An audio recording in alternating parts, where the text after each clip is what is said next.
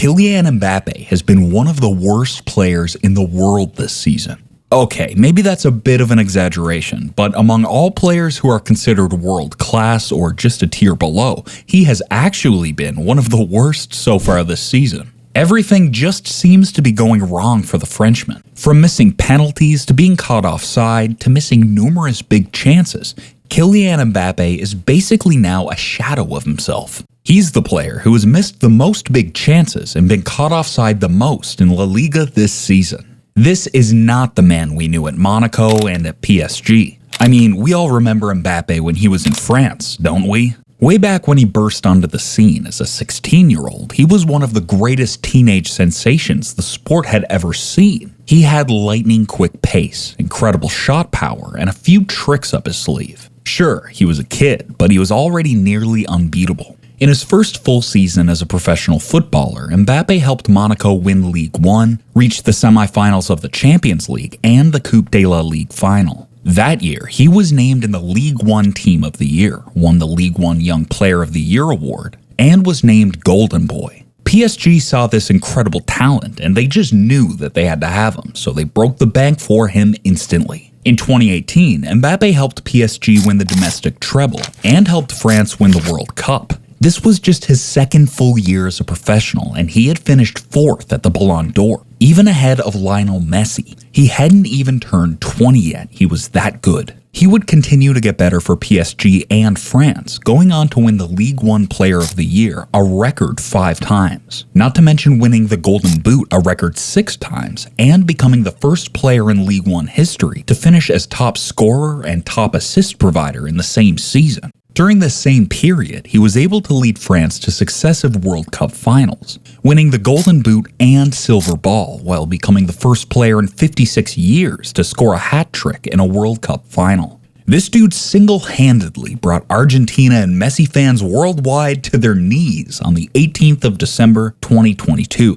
With all that said, it was very hard to doubt the man's quality, so it was no surprise that Real Madrid chased him for as long as they did. Los Blancos have a tradition of signing the best players in the world, and Mbappe was the best. So naturally, they wanted him by all means. They first wanted him when he was only 14 years old. He visited the club's facilities, and Zidane really tried to get him to join at the time, but it didn't happen. Instead, he ended up going to Monaco. They would come knocking again in 2017 after he sent shockwaves through the entire world with his dazzling performances for Monaco. But he rejected Real Madrid yet again, opting to join the biggest club in his home country. For someone who was born in Paris, it must have been a dream to play for PSG, so it was quite understandable that he turned down Los Blancos at the time. Every year from that point, Real Madrid tried to convince him to join, and they came closest to actually getting him in 2022. But after meeting with the owner of PSG and the president of France, he changed his mind and called Perez to tell him that he would not be signing for Real Madrid again.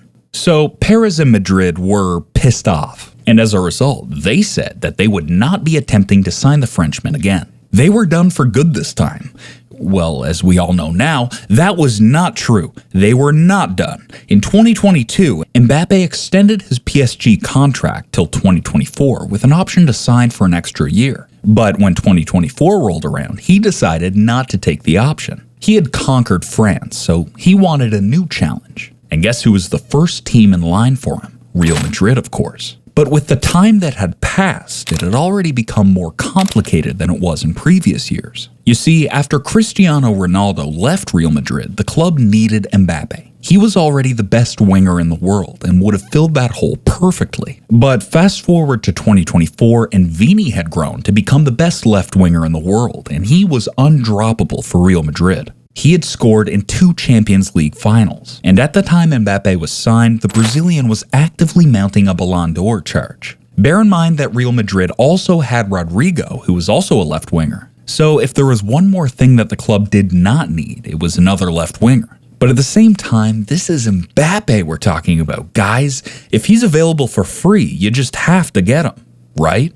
Well, at least that's what Real Madrid thought, but it's turning out to be one of the worst decisions they've made in recent times. In the past, Mbappe had expressed his displeasure with playing as a center forward, but seeing as they couldn't just drop Vini, Real Madrid decided they'd just play Mbappe as a 9 and trust him to deliver. I mean, this was the best player in the world, and he had played everywhere across the front line, so it didn't seem like a crazy plan at first. But from his first game in Spain, everyone had began to see that things were not the same as before. At different points, we saw Vini, Mbappe, and Rodrigo all camped on the left, and that was already a bad sign. It's one thing to have quality, but you also need balance, and Mbappe doesn't offer Real Madrid that balance. He failed to find the back of the net in the first 3 games in La Liga, and the pressure was mounting.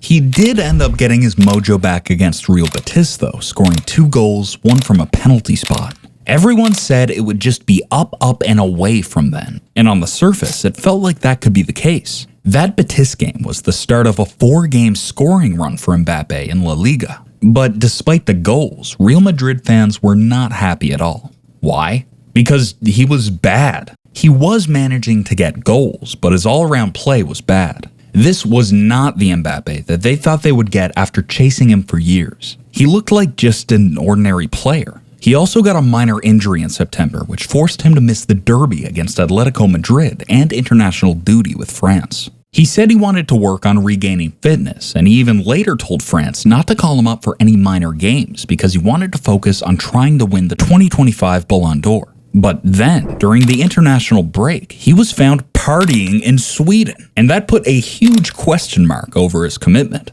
France and Madrid fans were a little mad to say the least, and it surely did not help that it was reported that the police began to investigate a rape case which happened in the same hotel Mbappe stayed in Stockholm. But all that was small fish. Mbappe was brought in for the big games. So they looked up to him to finally announce himself in grand style in his first Clásico. We all thought that he did exactly that in the first 30 minutes of the game after he found the back of the net. But it turned out he was offside, and that became the theme of the entire game, and in fact, the entire season. Mbappe was caught offside a total of 8 times in that game against Barcelona, which was the most for a player in a single game in Europe top 5 leagues in 6 years. This game began to make people doubt Mbappe's footballing IQ. Yes, Barcelona's offside trap was brilliant, but how do you get caught offside 8 times in one game? Real Madrid ended up losing that game 4-0, and Mbappe was the scapegoat. But to be fair, when you miss 2 big chances and get caught offside 8 times, you have to say it's deserved. Things didn't get much better for him from there. He failed to score as Milan beat Real Madrid in the Champions League, and also failed to score in a 4-0 mauling of Osasuna in La Liga.